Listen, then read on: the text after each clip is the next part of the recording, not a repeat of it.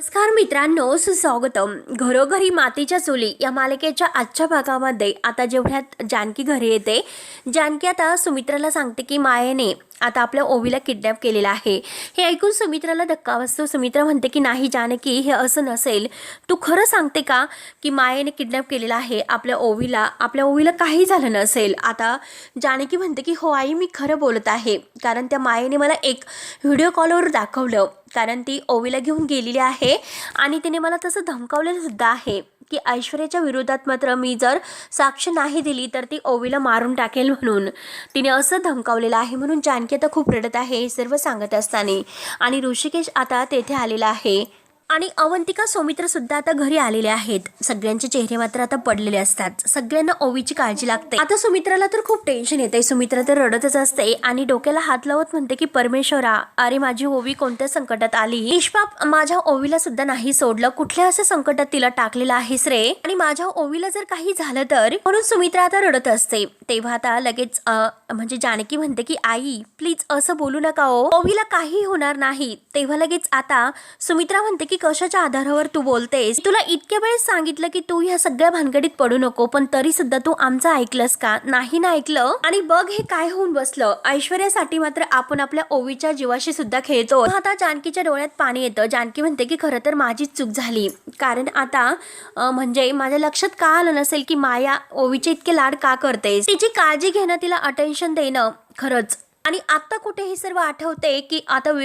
ओवीला वेठील धरून ती हे सगळं करू शकते. तेव्हा मला का आठवलं नसेल. त्यानंतर मात्र अवंतिका म्हणते की वहिनी, हे सगळं काही करणं त्या मायाच्या प्लॅनचा एक भाग होता. त्यावरती सौमित्र म्हणतो की माया या घरात का आली होती हे आता कुठे कळत आहे, कारण त्या अगोदर मात्र तिने आपल्या सगळ्यांचा विश्वास कमवण्याचा प्रयत्न केला. इकडे ओवीला मात्र आता तिचा लळा लावला आणि दुसरीकडे मात्र म्हणजे सारंगला आपल्या प्रेमामध्ये ओढलं. तिला माहिती होतं की उद्या जर काही प्रॉब्लेम झाला तर सारंग तिची नक्की मदत करेल म्हणून. आणि शेवटी मात्र आता ती ओवीला असं वेठीस धरून मात्र आपल्याकडून हवं ते करून घेत होती. त्यावरती आता लगेच जानकी म्हणते की हो ना, हे तर माझ्या सुद्धा लक्षात आलंच होतं, कारण ओवी सुद्धा वागणं आहे तिचं बदललं होतं. ओवी अचानक चिडचिड करायची, रागवायची, शांत बसायची आणि ती माझ्यावर रुसायची, माझ्यावर रागवायची आणि तिला त्या मायासोबत राहायला खूप आवडायचं. आणि आता कुठे हे सर्व कळत आहे की मायामुळे हे सर्व होत होते, परंतु तेव्हा माझ्या लक्षातच आले नाही. तेव्हा आता ऋषिकेश म्हणतो की जानकी आणि सौमित्र, हे बघा जे काही झालेलं आहे तर त्याचा आत्ता विचार करून काही फायदा नाही. लवकरात लवकर आपल्याला ओवीला शोधावं लागेल. तेव्हा आता सुमित्रा म्हणते की अरे पण ओवीला आणण्यासाठी सारंग गेला होता, सारंग सुद्धा अजूनपर्यंत आलेला नाही. मग सारंग आणि ओवी दोघेही कुठे असतील? त्यावरती आता ऋषिकेश म्हणतो की 1 मिनिट, म्हणजे सारंगचा सुद्धा अजून काही पत्ता नाही. तर नाना म्हणतात की नाही, तोच आता ओवीला आणण्यासाठी गेलेला होता. म्हणजे असं तर झाले नसेल ना की सारंग ओवीला आणायला गेला होत्या आणि त्या अगोदरच मात्र त्या मायाने ओवीला रिसीव्ह केलं असेल, म्हणजे ती सारंगच्या अगोदरच ओवीला घेऊन गेली असेल. तर त्यावरती जानकी म्हणते की हो असंच असेल. तर सौमित्र म्हणतो की 1 सेकंड, म्हणजे सारंग जेव्हा ओवीला आणायला गेला त्याला तिथे ओवी नाही भेटली, मग त्याने फोन करून कुणाला का कळवलं नसेल. आणि नाना, तुम्हाला तर सारंगचा फोन आला होता, मग तो काहीच बोलला नाही का? तर नाना म्हणतात की विशेष मात्र तो काही बोलला नाही, पण तो खूप घाबरलेला वाटला आणि काही विचारण्या अगोदरच फोन कट झालेला होता. त्यानंतर मात्र आता अवंतिका म्हणते की मला काहीतरी अगदी मेजर प्रॉब्लेम वाटतो, काहीतरी गडबड नक्की आहे. आणि हे बघा दादा वहिनी, सगळ्यात अगोदर आपल्याला ओवीला शोधावं लागेल, ते पण लवकरात लवकर. त्यावरती जानकी म्हणते की पण हे सर्व कसं शोधायचं? ती माया कुठे लपलेली आहे आपल्याला काही माहिती नाही. अवंतिका म्हणते की हे बघा वहिनी, आता भाऊजींना माहिती असेल की माया कुठे आहे ते. त्यावरती ऋषिकेश म्हणतो की सारंगला माहिती नसेल, अजिबात नसेल, कारण ती माया एका जागी नाही थांबणार आणि सारंगला मुळातच मात्र काही कळून देणार नाही आणि एका जागी थांबणं तिच्यासाठी सेफ नसेल, म्हणून मायाला हे सर्व माहिती असेल. त्यावरती सौमित्र म्हणतो की हो दादा एकदम बरोबर बोलत आहे, कारण मायाला माहिती आहे की पोलीस तिच्या मागावर आहेत, त्यामुळे ती सारखी आपली जागाही बदलत राहणार, त्यामुळे ओवीला शोधणं हे खूप कठीण झालेलं आहे. तेव्हा आता जानकीला खूप टेन्शन येते. जानकी रडतच म्हणते की ऋषिकेश पण ओवीला कसं शोधायचं? ओवी कशी असेल? ती सुखरूप असेल ना? तिला काही झालं तर नसेल ना? आणि प्लीज तुम्ही माया, म्हणजे त्या मायाला शोधून काढा, म्हणजे ओवीला नक्की आपल्याला शोधता येईल. ओवीला काही तिने केलं तर नसेल ना?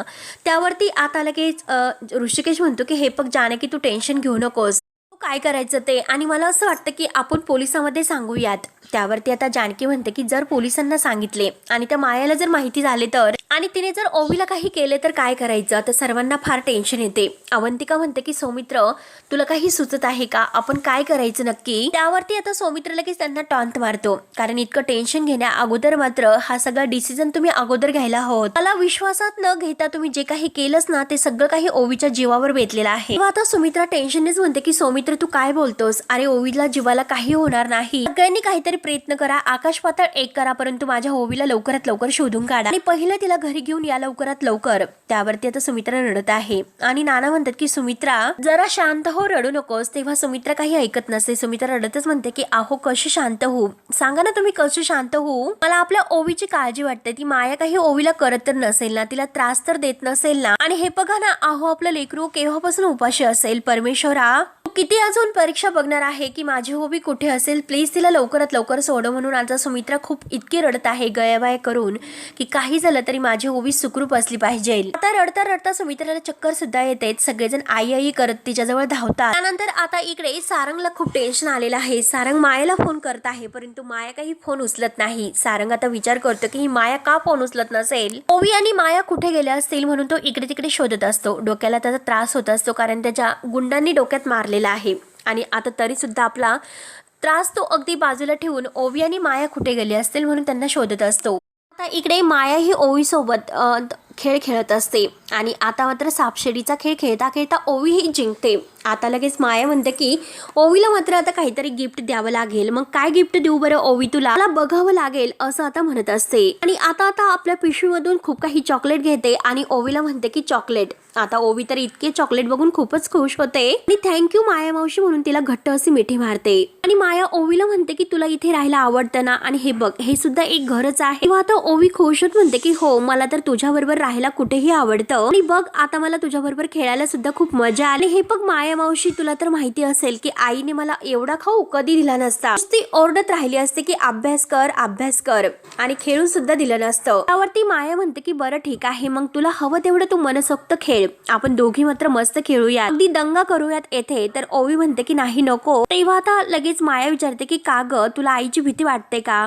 आणि अजिबात घाबरू नको, कारण आई येथे डिस्टर्ब करायला अजिबात नाही येणार. त्यावरती ओवी म्हणते की नाही ग माया मावशी, अगं मला माझ्या स्कूलचा होमवर्क सुद्धा कम्प्लीट करायचा आहे. त्यावरती आता माया म्हणते की त्याची काळजी करू नकोस, कारण तुला काही दिवस सुट्टी घेऊन येथे माझ्या सोबतच राहायचं आहे.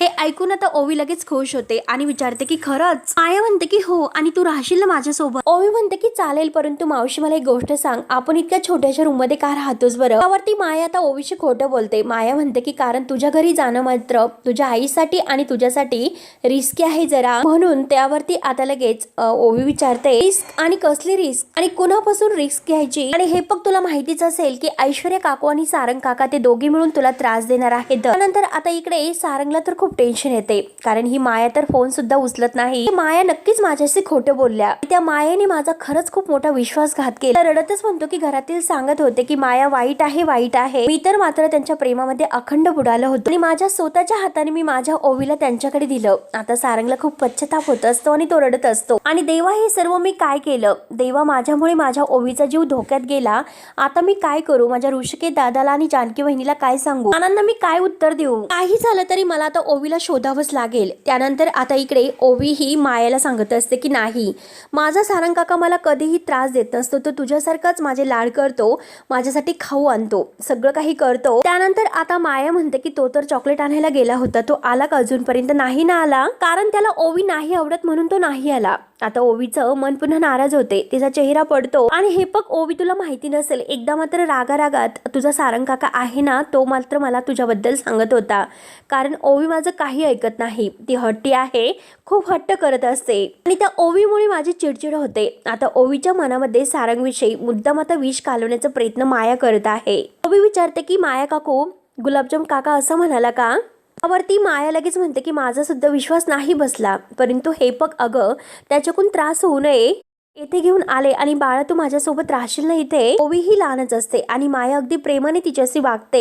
तर लगेच ओवी म्हणते की हो मी राहील, ती राहायला तयार होते. आणि हे बघ माया मावशी तू आईला सांगितलंस का असं सुद्धा ओवी आता विचारते. तर ती माया खोटं बोलते. माया म्हणते की हो सांगितलं. आई तर उलट म्हणाली माझ्या ओवीची काळजी घे म्हणून. ती काय म्हणाली माहिती आहे का की आता ओवीला चॉकलेट देऊ नको म्हणून, म्हणजे आता हे चॉकलेट मला घ्यावे लागतील तुझ्याकडून. तेव्हा ओवी म्हणते की नाही माया मावशी नको नको अगं प्लीज तू घेऊ नकोस, मला खरंच खूप आवडतात चॉकलेट. त्यावरती आता माया म्हणते की हे चॉकलेट हवे तर सगळे तुला घे आणि तुला जर अजून हवे असतील तर तू मला सांग मी आणखीन घेऊन येते. त्यावरती आता लगेच ओवी ही थँक्यू चॉकलेट मावशी असं मायाला खुश होत म्हणते. लगेच माया तिच्याशी आणखीन गोड बोलत म्हणते की वेलकम टू माझी गोड गोड ओवी. आणि ओवी ती खुश होत चॉकलेट खात असते. तर मायाने बरोबर तिचा प्लॅन सक्सेस करून जानकीला अडकवलेलं असतं. नंतर आता इकडे सारंग वेड्यासारखा धावत असतो. ओवी आणि मायाला शोधत असतो. तेव्हा आता त्याच्या मोबाईलवर कॉल येतोय ऋषिकेशचा. आता मात्र दादाला काय उत्तर द्यायचं म्हणून सारंगला खूप टेन्शन येते. तो रडतच असतो आणि कॉल काही तो उचलत नाही. आता ऋषिकेश चिडून म्हणतो की सारंगला फोन उचलायला काय झालं, कुठे आहे तो. अवंतिका म्हणते की हे बघा मला एक डाऊट आहे की कारण मात्र आता सारंग भाऊजींनीच हे सर्व केलं असेल, कारण जानकी बहिणीची आणि मायाची भेट अगदी तिच्या सांगण्यावरूनच घडवली होती. मग आता सुद्धा ओवीला सुद्धा तिच्या सांगण्यावरून ते तिला भेटायला घेऊन गेले असतील बहुतेक. त्यावरती नाना म्हणतात की अवंतिका तू असं का बोलतेस, कारण सारंगने ओवीच्या बाबतीत अनेक चुका केल्या असतील पण तो ओवीच्या बाबतीत असं नाही वागणार. या अगोदर त्याच्याकडून चुका झाल्या असतील. तेव्हा आता सौमित्रा सुद्धा रडतच म्हणते की अवंतिका अगं घरच्या माणसावर तरी दोष म्हणजे संशय घेऊ नको अगं, ह्या गोष्टीचं जरा भान ठेव. तेव्हा आता अवंतिका बरोबर बोलत आहे आणि म्हणते की सॉरी मला फक्त शक्यता वाटली म्हणून मी आता हे सर्व बोलत आहे. तर ऋषिकेश म्हणतो की आई अवंतिकाला हे वाटणं साहजिकच आहे, ती बोलते ना ते बरोबर बोलत आहे. मला सांग आता सारंग हा ओवीला आणायला गेला होता मग अजूनपर्यंत तो का आला नसेल. माझा सुद्धा आणि नानांचा सुद्धा ही फोन तो उचलत नाही. आणि तेवढ्यात मात्र आता सारंग दाराशी येतो. ऋषिकेश म्हणतो की फक्त एकदा त्याला माझ्या समोर येऊन दे आणि मग मी त्याला बघतो. आणि तेवढ्यात मात्र आता लगेच सौमित्र म्हणतो की सारंग दादा सारंग आलेला आहे. तर सारंगला आता बघून सगळेजण अगदी धक्क्याने पाहत असतात आणि सगळ्यांना धक्काच बसतो. ऋषिकेश लगेच सारंगला धरतो आणि म्हणतो की सारंग ओवी कुठे आहे. तर सारंग खाली मान घालून रडत असतो. नानांना सुद्धा आता ह्या सारंगचा फारच राग येतो. नाना रागानेच पाहत असतात. ऋषिकेश रागाने विचारतो तू तर ओवीला आणायला गेला होता मग ओवी कुठे आहे. तेव्हा आता सारंग काही बोलत नाही. तर ऋषिकेश पुन्हा आता जोरातच ओरडतो की सारंग मी तुला काय विचारतो की ओवी कुठे आहे. तेव्हा सुमित्रा म्हणते की ऋषिकेश भांडू नको, त्याला नीट विचार ओवी कुठे आहे ते. आता जानकी सारंगच्या समोर येते. सारंग भाऊजी तुम्ही ओवीला आणायला गेला होता तर ओवी कुठे आहे हो. सुद्धा सारंग कुणालाही काही उत्तर देत नसतो. तो ठोंब्यासारखा खाली मान घालून उभा असतो. आता जानकी पुन्हा विचारते की सांगा ना सारंग भाऊजी ओवी कुठे आहे. तेव्हा आता ऋषिकेश जानकीला शांत राहायला सांगतो. आता जानकी म्हणते की असं कसं. ना ऋषिकेश म्हणतो की माझ्याकडे बघ आणि त्याची गचंडी धरत विचारतो की कुठे आहे ओवी कुठे आहे सारंग सांग लवकर. ऋषिकेश जोरात ओरडतो की सांग सांग ओवी कुठे आहे आणि अगदी धरून त्याला असडतो. तेव्हा सारंग रडायला सुरुवात करतो. आता जानकी विचारते की सारंग ओवी कुठे आहे सांगा लवकर. सारंग भाऊजी तुम्ही का रडत आहे, लवकर सांगा ओवी कुठे आहे. नाना सुद्धा खूप ओरडतात. नाना तर आता त्याच्या समोर येतात आणि विचारतात की काय रे तुला रडायला काय झालं, का रडतोस तू. नाना सुद्धा रागाने त्याची गचंडी धरत विचारतात की दादा तुला काय विचारतो की ओवी कुठे आहे. आता सारंग रडत आहे म्हणून सगळ्यांना आणखीन म्हणजे टेन्शन येते. सगळेजण धक्क्यानेच पाहत असतात. सारंग आता रडत म्हणायला सुरुवात करते नाना माझ्या हातातून खूप मोठी चूक झाली. तेव्हा आता नाना पुन्हा विचारतात की सांग ओवी कुठे आहे, तो ओवीला कुठे सोडलं. तेव्हा आता सारंग म्हणत असतो की मी आपल्या ओवीला तर नाना पुन्हा ओरडतात की बोल लवकर. तेव्हा आता सारंग म्हणतो की मी आपल्या ओवीला मात्र त्या मायाकडे सोडून आलो. आता सगळ्यांना एक मोठा धक्का बसतो. नाना तर आता 1 2 3 अशा सनसन सारंगच्या कानामागे देतात. त्याची गचंडी धरत म्हणतात की अक्कल नाही का तुला, तू का असा वागलास, नक्की तू असं का केलं हे तुला कळतं का. म्हणून नाना आता खूप भडकलेले आहेत आणि सगळ्याचा जाब मात्र ते आता सारंगला विचारत आहेत. तेव्हा आता रडतच सुमित्रा पुढे येते आणि सारंगला म्हणते की सारंग तू असं कसा वागलास, अरे तू आपल्या ओवीला त्या मायाकडे सोपवून आला, तेव्हा तुझी अक्कल तू गहाण टाकली होतीस का. सारंग आता खाली पडलेला असतो. नानाने त्याला ढकलून दिलेलं असतं आणि तो खाली पडून आता खूप रडत असतो. तेव्हा आता नाना त्याला म्हणतात की अरे एका अगदी कसाही बाईच्या दावणीला तू माझ्या नातीला बांधून आला, तुझ्या मूर्खपणामुळे माझ्या ओवीचा जीव धोक्यात आहे. हे बघ तुझ्यामुळे आज जानकीला कोर्टामध्ये खोटं बोलावं लागलं आणि हे बघ सारंग तू चूक नाही केली तर पाप केलेला आहे पाप, याची शिक्षा मात्र तुला देव नाही तर मीच देणार आहे. म्हणून नाना त्याला अगदी रागाने उठवतात. सारंग आता उठून उभा राहतो. जोरात नाना आता एक सनकणी सारंगच्या कानामागे द्यायला लागणार. तोच लगेच जानकी म्हणते की थांबा थांबा नाना थांबा लवकर. जानकी आता पुढे येते आणि सारंग भाऊजींना पुन्हा विचारते की तुम्ही खरंच ओवीला मायेकडे सोडून आलात का. आता सारंग फक्त मान डोलावत हो असं म्हणतो. जानकी रडतच विचारते की का पण. आणि हे बघा खरंच माझी खूप मोठी चूक झाली, आता मात्र मला माफ करा म्हणून तो हात जोडतो. तेव्हा आता जानकी म्हणते की आता का माफी मागतात, मी तुम्हाला बऱ्याच वेळेस सांगितले होते की मायावर विश्वास ठेवू नका म्हणून, जीव तोडून सांगत होते की विश्वास ठेवू नका, पण तरी सुद्धा तुम्ही त्या मायावर विश्वास ठेवलास. शेवटी माझ्या मुलीला तुम्ही त्या मायाकडे सोपवून आलास. का पण तुम्ही असं केलंस, तुमचं मनच कसं धजवलं हे सर्व करण्यासाठी. ओवी तर अगदी तुम्हाला गुलाबजाम काका लाडाने हाक मारत होती आणि आज मात्र त्याच परी राणीला तुम्ही तुमच्या मृत्यूच्या दारात उभे करून आलात. आणि भाऊजी तुम्हाला हे करताना कसं काही न वाटलं म्हणून आता जानकी रडतच हे सर्व बोलत आहे. तर एवढ्याशा लहान जीवाचा विचार तुम्ही का केला नसेल, तिकडे काय करत असेल, त्या मायेने तिला काही खायला दिले असेल की नाही, तिचा वापर कसा करून घेत असेल, तिला तिकडे त्रास देते की काय, इतका सुद्धा विचार तुमच्या मनामध्ये का आला नसेल. बोला ना सारंग भाऊजी बोला, ओवी तिकडे मायाकडे एकटी आहे, उद्या जर माझ्या ओवीच्या जीवाचं काही बरं वाईट झालं तर काय करणार. तेव्हा आता ऋषिकेश म्हणतो की जानकी, परंतु जानकी ऐकायला तयार नसते आणि सारंगला विचारते की सांगा भाऊजी, उद्या जर माझ्या ओवीच्या जीवाला काही बरं वाईट झाले तर काय करणार आहोत, कोण ही जबाबदारी घेणार आहे. हे बघा ऋषिकेश, मी तुम्हाला प्रत्येक वेळेस साथ देत आले आणि आता जानकी सारंगला सुद्धा म्हणते की हो, मी तुम्हाला आतापर्यंत साथ दिली, आज मात्र माझ्या मुलीचा प्रश्न आहे, आतापर्यंत मी तुमची खूप साथ दिली आणि सांगा जर माझ्या मुलीच्या जीवाचं काही बरं वाईट झालं तर कोण जबाबदारी घेणार आहे, मी काय करायचं. आणि ऋषिकेश बघा, यांच्या आतापर्यंत चुका आहेत ना, ते पोटात घालत आले मी, प्रत्येक वेळेस मात्र मी तुमची साथ दिली तरी सुद्धा तुम्ही तुमच्या बरोबर असं वागलात, तर माझ्या लेकराबरोबर तुम्ही असं केलं. आणि एकदा सांगून ठेवते की जर ओवीच्या जीवाचं काही बरं वाईट झालं तर मात्र मी कधीही तुम्हाला बरं नाही करणार आणि आयुष्यभर तुमचं तोंड नाही बघणार, लक्षात ठेवा. आता सारंग खूप रडत असतो. सारंग अगदी हात जोडतो आणि म्हणतो की वहिनी प्लीज तू असं बोलू नकोस आणि मला पर्क करू नकोस, माझी चूक झाली, मी मान्य करतो, हात जोडतो. म्हणून तो जानकीचे पाय सुद्धा धरतो की वहिनी मी तुझ्या पाया पडतो, प्लीज मला माफ कर. आणि आता जानकी त्याचे अगदी हात धरून बाजूला करते, सारंग भाऊजी प्लीज. तेव्हा आता सारंग रडतच म्हणतो वहिनी माझी चूक झाली, प्लीज प्लीज मला माफ कर. आणि हे पण माझी जी ओवी आहे तर ती माझ्या जीवापेक्षा मला प्यारी आहे आणि मीच त्या मायाकडे तिला सोपवून आलो गो, याचं खरंच मला खूप पश्चाताप होतोय. आता सगळेजण खूप रडत असतात, सगळ्यांना ओवीची काळजी लागते. सारंग पुढे म्हणतो मायाच्या प्रेमात मी इतका वेडा झालो होतो म्हणून मला कळलंच नाही माझ्या नशिबात काय करतो ते, आणि माझ्या नशिबातच प्रेम नाही. अगोदर मला ऐश्वर्याने मूर्ख बनवलं आणि आता मायेने सुद्धा. आणि खरंच वहिनी मी मूर्ख आहे, मी पुन्हा एकदा सिद्ध करून दाखवलं की मी मूर्ख आहे म्हणून. आणि हे बघा माझ्याकडून चूक झाली, मला जे काही शिक्षा द्यायची असेल ती शिक्षा तुम्ही देऊ शकतात, मला घरातून काढून द्या, मला रस्त्यावर सोडा, परंतु माझ्याकडून खरंच खूप मोठी चूक झाली,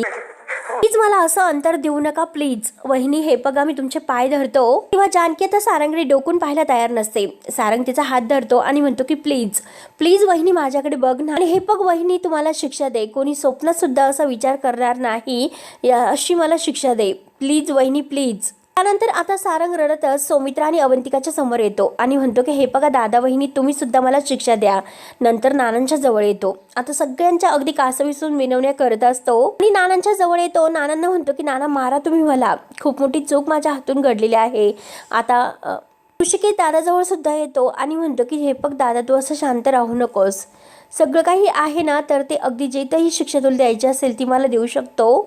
सारंग ऋषिकेशला म्हणतो की मार दादा, हे पग तुला मारायचं असेल तर तू मला मारू शकतो, मार लवकर.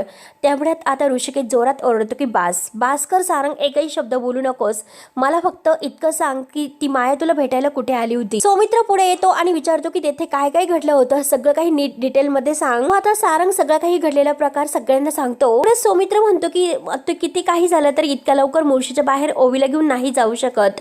अवंतिका म्हणते की हो सौमित्र तू एकदम बरोबर आहे, कारण आता इतक्या लवकर ती इतकी मोठी रिस्क घेऊ शकत नाही, म्हणजे ती मुळशीच्या बाहेर नाही जाऊ शकत, कारण आता पोलिसांनी तिला पकडण्यासाठी प्रयत्न सुरू केलेला आहे, ते तिच्या मागावर आहे. तेव्हा तर सौमित्र म्हणतो की हे बघ दादा मला जेथे कुठे वाटतं ना तेथे सगळ्या ठिकाणी मात्र ओवीला शोधायला हवं. तेव्हा आता ऋषिकेश म्हणतो की हो तुझं अगदी खरं आहे, आणि आता ओवीच्या बाबतीत मला मात्र कोणतीही रिस्क नाही घ्यायची. सारंग म्हणतो की मी सुद्धा येतो. आता ऋषिकेश त्याला म्हणतो की अजिबात तू नाही यायचं. हे बघ, तुला जेवढा मूर्खपणा करायचा होता तेवढं सगळं काही मूर्खपणा करून झालेला आहे तुझा. ऋषिकेश आणि सौमित्र लगेच आता निघून जातात. तर सारंग आत जायला निघतो. सुमित्रा त्याच्यावर रागवते. हे बघ सारंग, तुला खूप काही वेळेस समजावलं. एक गोष्ट लक्षातच ठेवायची की जर ओवीला काही झाले तर मी तुला आयुष्यभर माफ नाही करणार. जानकी आता अवंतिकाच्या गळ्यात येऊन खूप रडते. तिला ओवीची काळजी लागलेली असते. सारंग सुद्धा आता खूप खाली मान घालून रडत आहे. मित्र सुद्धा सारंगला चांगलं धमकावून आत जाते. सारंग म्हणतो की आई प्लीज ऐकून घे. आता जानकी ही अवंतिका जवळ खूप रडत आहे. तर अवंतिका म्हणते की हे बघ, तुम्ही शांत व्हा. जानकी बहिणी टेन्शन घेऊ नका, ओवी सुखरूप असेल. आणि त्याच वेळेस मात्र आता हा सारंग आहे तर तो त्या दोघींकडे पाहत असतो, कारण घरातील कोणीही त्याच्या बाजूने काही बोलायला तयार नसतं. त्यानंतर आता इकडे सयाजीराव जेलमध्ये ऐश्वर्याला भेटायला येतो. आता ऐश्वर्या विचारत असते.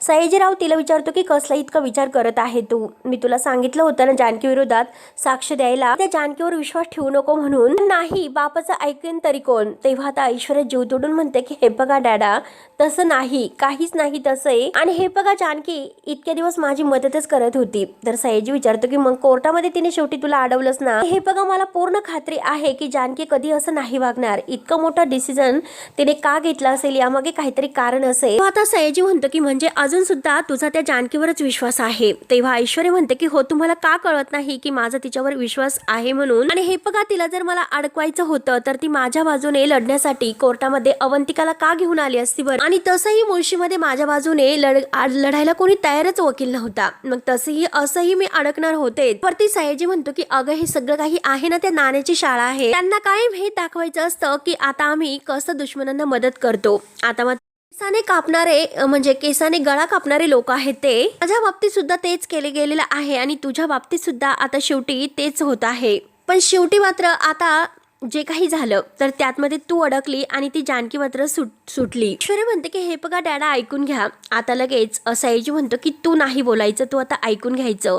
जे काही करायचं आहे ते फक्त आणि फक्त मी करेन. जर तुला आपल्या बापाचं ऐकायचं नसेल तर ह्या दलदलीत कायम तू अशीच पडून राहा. आता ऐश्वर्याला खूप टेन्शन येते. तेव्हा आता ऐश्वर्या विचार करते की जानकीने असं का केलं असेल, अचानक असं काय घडलं. नंतर आता जानकी ओवीचा फोटो घेते आणि खूप रडत असते. ओवी, तू कुठे गेली? आईपासून खूप लांब गेली का ग? लवकर ये अगं ओवी, मला खरंच तुझी खूप आठवण येत आहे.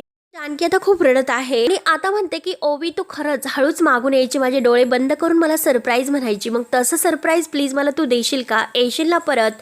म्हणून जानकी आता ओवीसाठी तिळतिळ तुटत आहे. आणि तेवढ्यात अवंतिका तेथे येते आणि अवंतिका जानकी बहिणीला रडताना पाहते आणि आता तिचं सात्वन करायला जाते. तेव्हा जानकी म्हणते की नको प्लीज अवंतिका, माझं सात्वन करू नको. प्लीज तू मला धीर देऊ नकोस, मला रडून दे, कारण हे रडणंच अगदी माझ्यासाठी अगदी महत्वाचं आहे. आणि ह्या सगळ्याला मीच कारणीभूत आहे, मीच कारणीभूत. वरती आता अवंतिका तो म्हणते की वहिनी प्लीज तुम्ही असं स्वतःला दोष देऊ नका.